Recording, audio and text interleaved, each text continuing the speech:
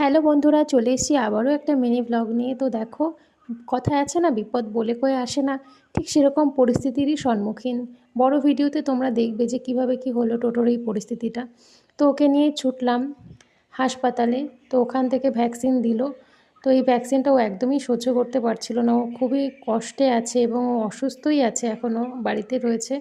Voice over দিচ্ছে, ও ভীষণ শরীর খারাপ নিয়েই রয়েছে। জানি না কবে সুস্থ হবে। তো রাত্রেবেলা এরকমভাবে লেজের ওখান থেকে যে পশমগুলো হয় আমি কেটে দিয়ে ওখানে ওষুধ লাগিয়ে দিয়েছি, এভাবে মলম লাগিয়ে দিচ্ছি আর সেবা শুশ্রূষা করছি। কিছুই খাচ্ছে না, ও যে কেমন একটা হয়ে গেছে, সত্যি বন্ধুরা ভালো লাগছে না, কিছুই ভালো লাগছে না। ও অসুস্থ থাকলে পুরো বাড়ি যেন অন্ধকার হয়ে যায়, কেন ও আমার বাড়ির প্রাণ বলতে পারো।